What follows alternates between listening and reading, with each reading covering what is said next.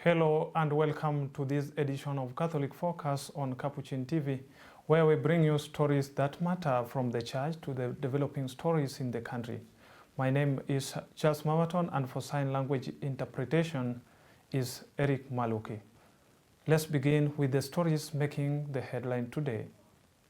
Pope Leo XIV has concluded his visit to Madrid with a strong appeal for selflessness and service to others, commending volunteers who supported his program and urging society to move away from self-interest and profit-driven thinking towards what he described as integral human development grounded in gospel values and ethical growth. Let's take a look.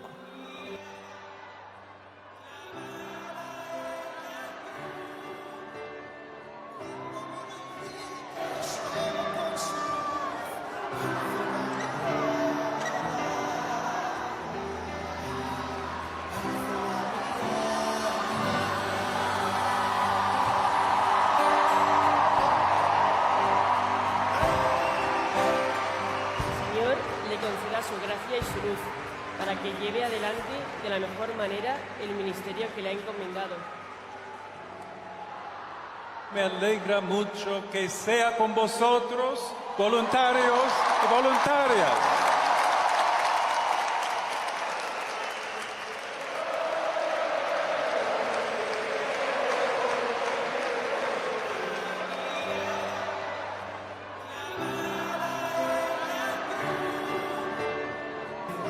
La comunión de la Iglesia, este cáliz. Padre, Hijo y Espíritu Santo descienda sobre vosotros. Amén. Muchas gracias a todos.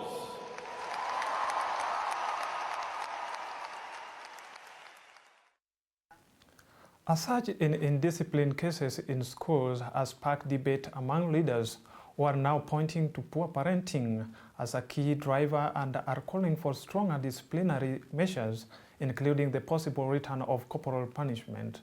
Let's take a look.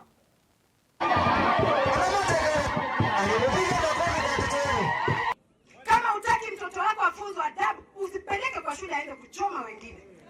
Abaki na wewe hapo kwa nyumba, mfunze. Anza na math mpaka GS na kila kitu.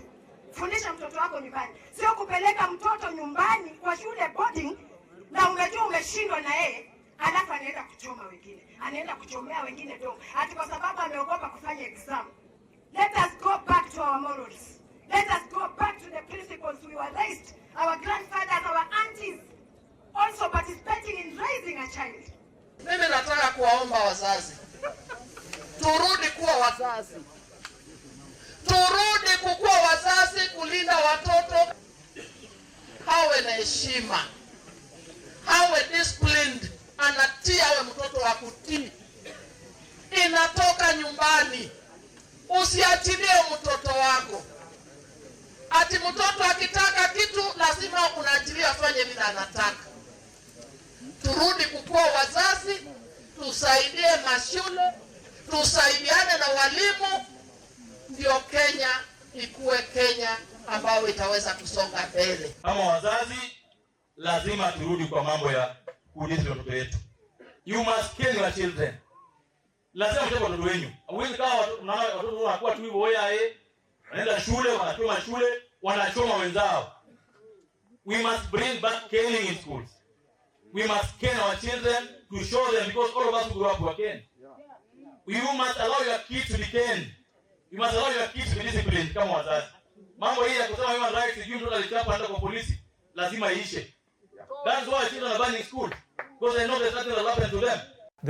There is a renewed national push for farmers to transition from traditional farming methods to modern agriculture technologies, with the expert emphasizing that innovation is critical for increasing yield, improving efficiency, and ensuring sustainable land use. Tracy Chebet reports.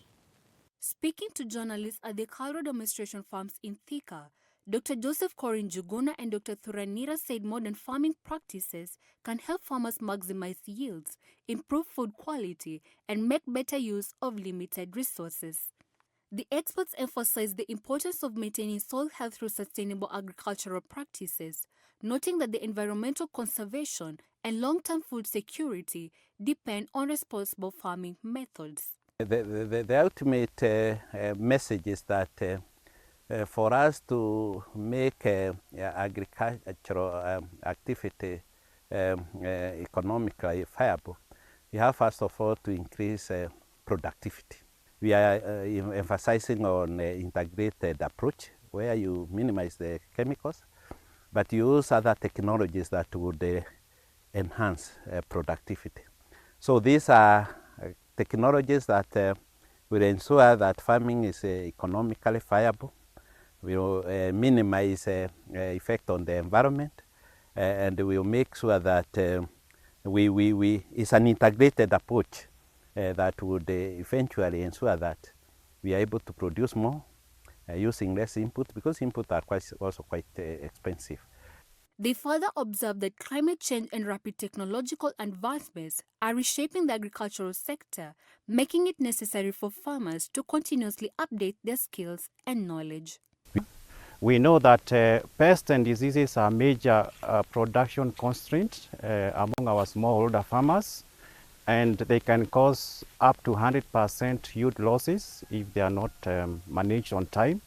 We are having what we are calling the emerging diseases and pests, which previously were not a problem, but as things change, we have the climate change.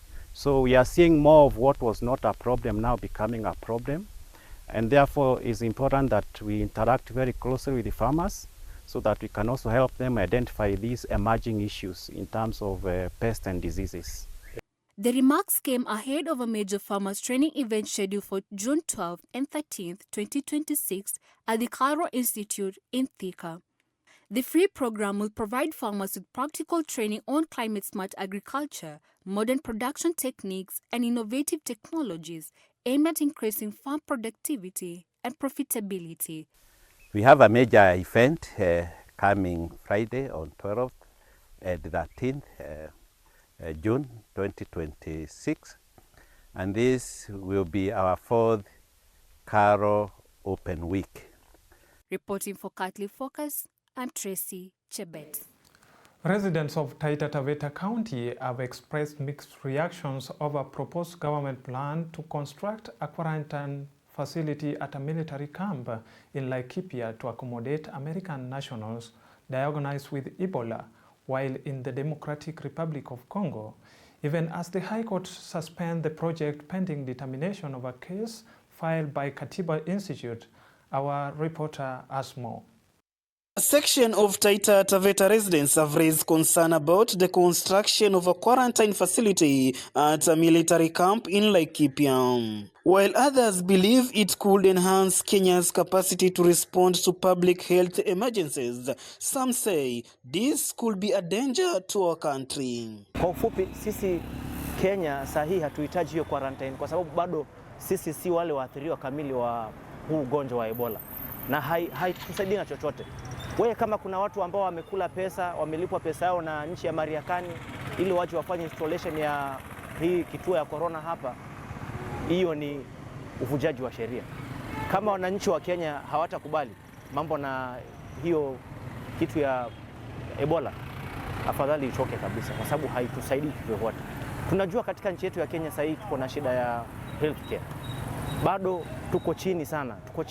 Kuhusu hiyo quarantine ambayo inataka jengwa huko Laikipia base, tunaona kama sio mbaya, ni heshima ambayo sisi tumepewa Kenya wa kujengewa vitu kama ile, na sioni sababu ya kuwa na uoga, kwa sababu wale watu ambao wataletwa pale kama hata ni wale wa Amerika wanaletwa na keti pale, wakipona wanaondoka zao. Ukiona wakati mwingine miaka ijayo ikitokezea mambo kama yale, itakuwa itakani sio lazima wazungu, hata sisi wa Afrika ambao ni wa Kenya ambao tukoshaikiwa pale tutakuwa na ujuzi wa kukabiliana na magonjwa kama hayo. The High Court has however halted the construction works until a petition filed by Katiba Institute is heard and determined. Na mambo ya Ebola, mimi naona kama sisa Wakenya watangamia kulingana na hiyo ugonjwa, ikizingatia ugonjwa ni hatari. Kwa maana yake matibabu yenyewe hapa kwetu yako katika kiwango cha chini kulinganishwa na hii mataifa mengine ya Amerika na nchi zinginezo.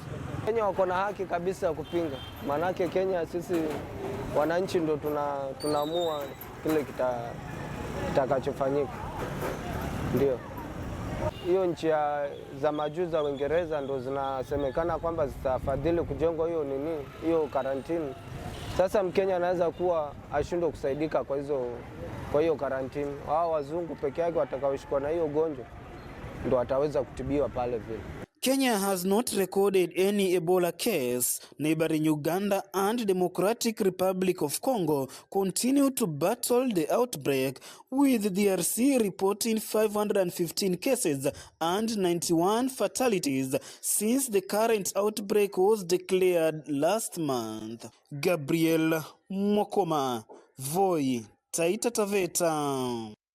Still on matters of health, the head of NASCOP, Dr. Andrew Mulwa, has urged political leaders to avoid politicizing public health issues, particularly the debate surrounding the proposed Ebola preparedness facility, emphasizing that disease outbreaks should be handled by scientific experts. Let's take a look. Leo, Ebola si lazima ipate mtu ambaye ako na nyuki ama ako Kilifi. Inaweza pata hata mimi. Ni kweli si kweli? Na ile jambo ya muhimu ni wakati umepata Ebola ama ugonjwa wowote, ukuwe kuna zile hospitali ama facilities ambazo zinaweza kukusaidia. Whether ziko hapa Makueni, ziko Kitui, ziko Machakos, ugonjwa ukitokea.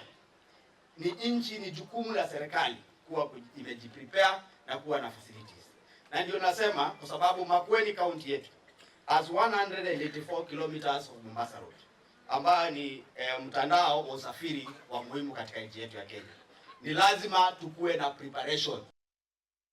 Residents of Matulo ward in Webuye West constituency have appealed for urgent government intervention after collapsed bridge linking Matulo and Malaha cut off easy access and raised safety concerns for 100 of users. Let's get that report. Barabara ni mbaya. MCA atengeneze barabara. MP atengeneze barabara, na sisi tunaumia. Hata sasa ukiona hivi watoto wanatoka michezo huko Matulo ukiteremka ukikuja mala sehemu za mala huku, lakini naomba mali MP Tani Wanyama uliko jaribu ukuje utengeneze barabara. Sisi ni wale mmoja wao wenye tunapita na hii barabara na pikipiki, na tunapita mchana, tunapita paka jioni saa 1 saa 2, ambapo hii barabara tukipita, barabara yenyewe ni ya Matulo Malaa, hiyo daraja hiyo daraja imeharibika kabisa, ambapo imefika mahali gari ama pikipiki ama mwenye anatembea kwa barabara anaweza kuingia kwa hiyo shimo, na akiingia kwa hiyo shimo italeta madhara kubwa sana, ndio labda itakuwa matanga ama itakuwa vifo. So wanasema usiposifa ufa utajenga nyumba. Sasa badala ya kujenga tusipotengeneza hiyo shimo tutatengeneza barabara taracha. So tunaomba waheshimiwa wenye watu husika, kama hii ni kitu kama emergency, tunawaomba wakubwa wenye wanahusika kwa hii daraja yetu ya Matulo Malaa wajaribu, wenye wanatengeneza hizo mawing wall watengeneza hiyo shimo, wasipe wakikuja mchanga hiyo maram na mamawe wapangepanga hapa. Kama wakiona hii shimo, hata wakipiga picha watumie wakubwa Nairobi, hawatanyimwa pesa, watumie emergency funding, waweke capions hapo, wafungue drainage. Wakishamaliza hivyo hii barabara itapitika, lakini hatuwezi ngoja ati mtu akufe hapa ndio tuanze kukimbia kwa matanga. Hiyo ndio naomba tu Mheshimiwa Dan aone hii, akuja aone na aone njia yoyote, kuambia tu huyo muhindi amwake achasa hapa for the time being. lakini idara ya barabara yenye inahusika ikuje ipika picha, iombe pesa ya emergency. And that's all we had for you on this edition of Catholic Focus. Thank you for watching. My name is Charles Mawaton, and Eric Maluke was our sign language interpreter. God bless you.